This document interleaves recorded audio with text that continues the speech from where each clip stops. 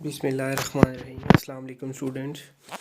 आज हमारा topic consumer behaviour के जो सब्जेक्ट है उसमें है अंडरस्टैंडिंग ऑर्गेनाइजेशनल बाइंग बिहेवियर, जिसमें हम डिस्कस करेंगे किसी भी ऑर्गेनाइजेशन जब कोई चीज़ प्रोडक्ट कोई परचेज़ करती है तो उसका बिहेवियर क्या होता है। ठीक है, वैसे तो हम consumer buying behaviour last topics में हमने डिस्कस किया था। तो दो तरह की यहाँ पे आज के टॉपिक में प्रोडक्ट्स होती हैं, जैसे कि एक कंज्यूमर प्रोडक्ट जैसे हाउस होल्ड्स के लिए कोई प्रोडक्ट होगी तो उसको हम कंज्यूमर, जिसको कोई भी कंज्यूमर डायरेक्टली जो है वो यूटिलाइज़ कर सकता है। ठीक है, उससे मज़ीद कोई प्रोडक्शन या मैन्युफैक्चरिंग नहीं हो सकती।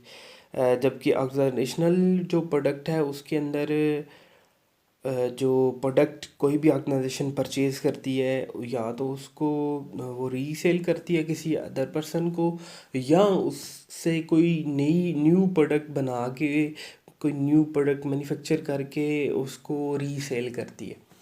ठीक है, तो ये डिफरेंस है कंज्यूमर प्रोडक्ट का और ऑर्गेनाइजेशनल प्रोडक्ट का। जैसे ऑर्गेनाइजेशनल बाइंग की एक एग्जांपल देता हूँ, पेपर कप्स बार मैकडोनल्ड्स।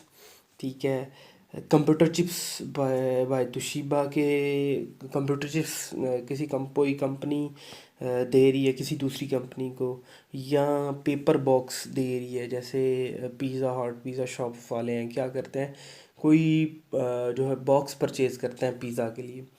ठीक है, तो वो किसी और कंपनी से बॉक्स परचेज़ करके उसके अंदर अपनी प्रोडक्ट डाल के उसको पैक करके सेल करते हैं। ठीक है, तो ये जो पिज़्ज़ा बॉक्स है ये उस कंपनी के लिए इकोनॉमी के लिए जो है ऑर्गेनाइजेशनल प्रोडक्ट होगी। ठीक है, करेक्टरिस्टिक्स ऑफ ऑर्गेनाइजेशनल बाइंग के ऑर्गेनाइजेशनल परचेजिंग जो होती है उसकी क्या करेक्टरिस्टिक्स होती हैं। सबसे पहले nature and size of customer, customer की नेचर और साइज़ चेक किया जाता है। उसके बाद इकोनॉमिक और टेक्निकल जो चॉइसेस हैं उनको चेक किया जाता है। रिस्क देखी जाती है, ड्राइव डिमांड देखी जाती है, जो भी प्रोडक्ट परचेज़ कर रहे हैं या प्रोड्यूस कर रहे हैं। Complexity of buying of specific requirements, reciprocal buyings, ये सारी कैरेक्टरिस्टिक्स हैं ऑर्गेनाइजेशनल बाइंग बिहेवियर की। डिसीजन मेकिंग यूनिट के अंदर जैसे एक नॉर्मल प्रोडक्ट की, एक कंज्यूमर जो प्रोडक्ट है उसकी बाइंग बिहेवियर है, बाइंग डिसीजन यूनिट है, इसी तरह किसी ऑर्गेनाइजेशन के अंदर भी एक डिसीजन का सेम प्रोसेस है।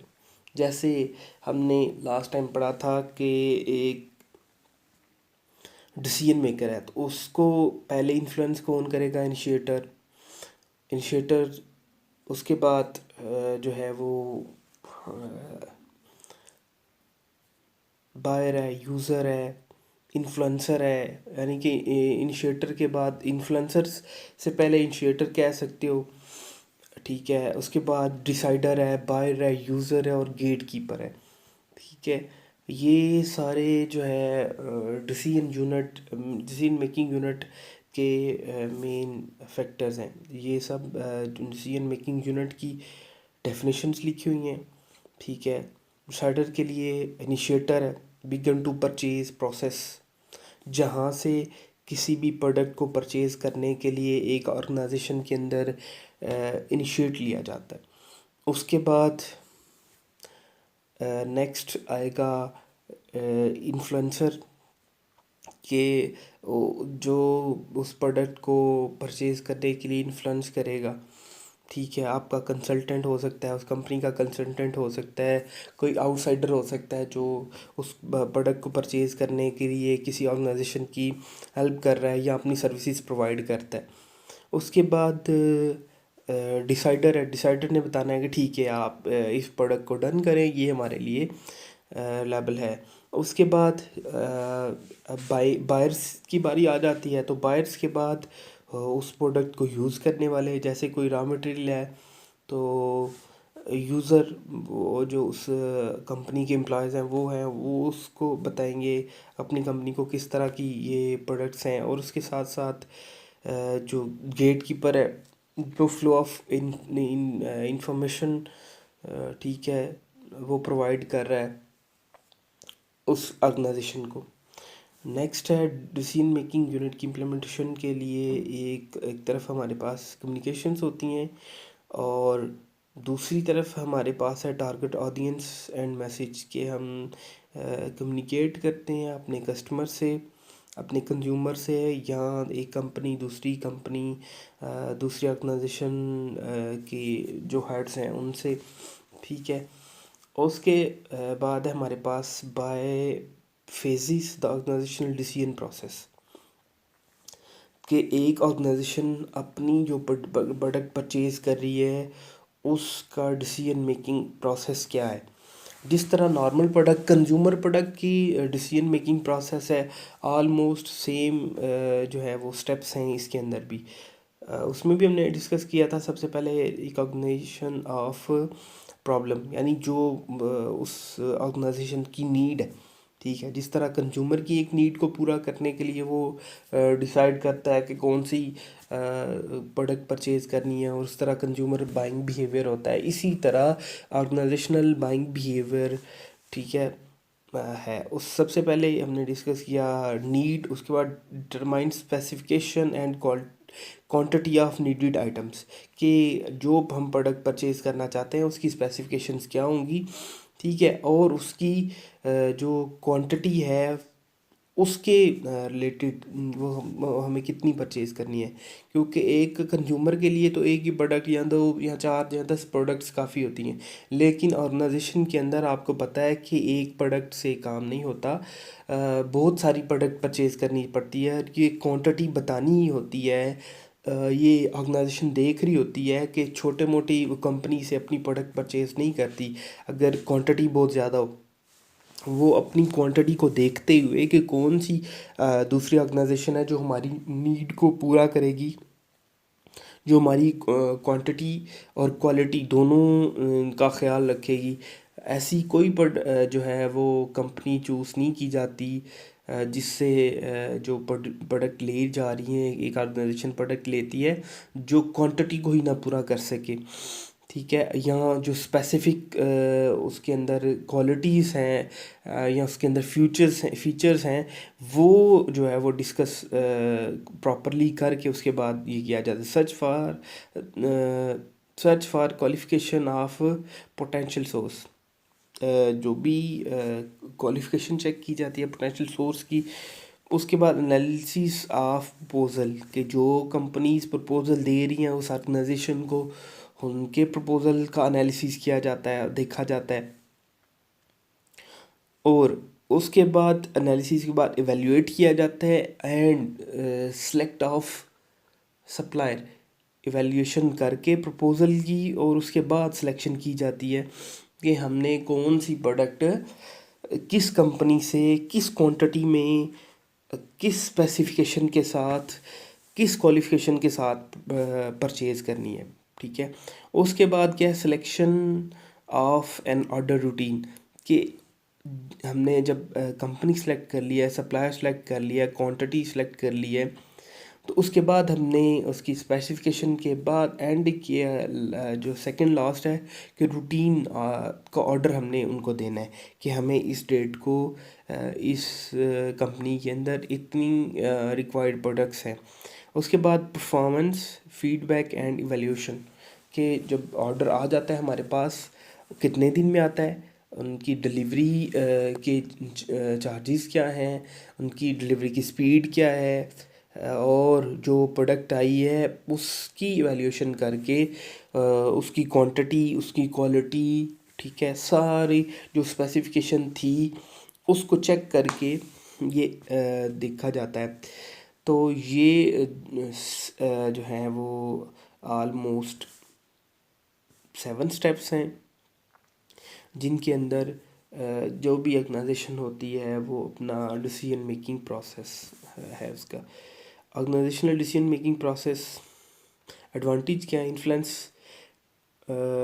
need recognition, involvement in the determination of the characteristics of needed product।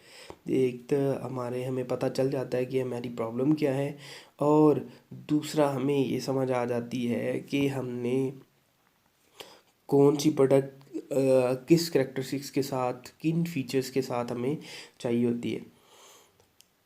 Choice criteria, सबसे पहले टाइप्स देखी जाती हैं।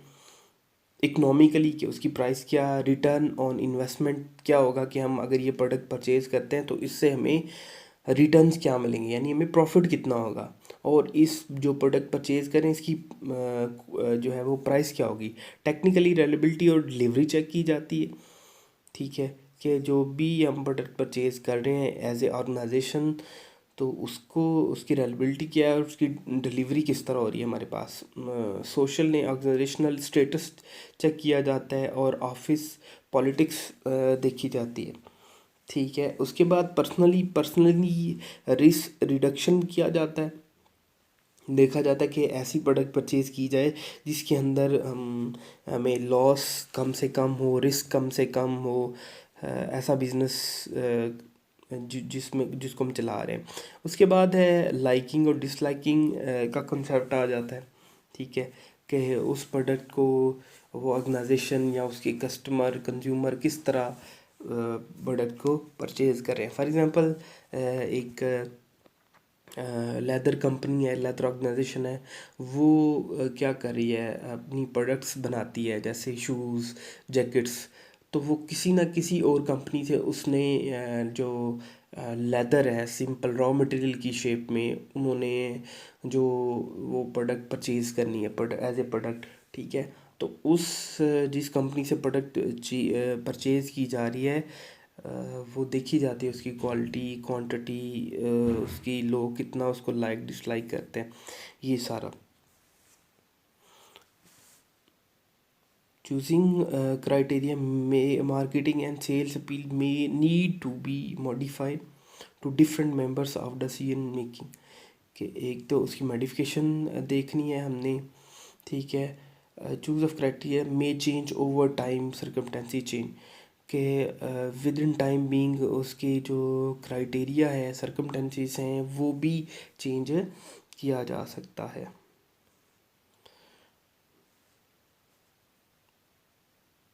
नेक्स्ट है influencing on organizational purchase behaviour. सबसे पहले हम बाई क्लास देखते हैं, straight rebuy, modify rebuy और न्यू टास्क देखते हैं हम। बाय क्लास क्लास में सबसे पहले हमारे पास न्यू टास्क में है कि एक ऑर्गेनाइजेशन ऐसी जो प्रोडक्ट परचेज़ करती है उससे जो बिल्कुल उसके लिए एक नई है, ठीक है, एक नई प्रोडक्ट मार्केट में लॉन्च की जा रही है, ठीक है, और उसकी स्पेसिफिकेशंस अपने सप्लायर्स को इंट्रोड्यूस कराई जाती है, और उस जो प्रोडक्ट है लोग जो कंपनीज़ हैं, जो ऑर्गेनाइजेशन हैं, उस प्रोडक्ट परचेज़ कर लेते हैं। नेक्स्ट है मॉडिफाइड रीबाय के अंदर जैसे हमने न्यू प्रोडक्ट जो है वो परचेज़ हो गई है, उसके बाद जब वही प्रोडक्ट मॉडिफिकेशन के साथ उसमें कुछ चेंजेस करके, उसके फीचर चेंज करके, उसकी स्पेसिफिकेशन में थोड़ी चेंज ला के, उसकी प्राइस के अंदर चेंज ला के क्या किया जाता है, दोबारा ऑर्डर किया जाता है, ठीक है, और जो भी उस कंपनी की जो रिक्वायरमेंट्स होती हैं उसको हम क्या करते हैं, चेंज कर देते हैं।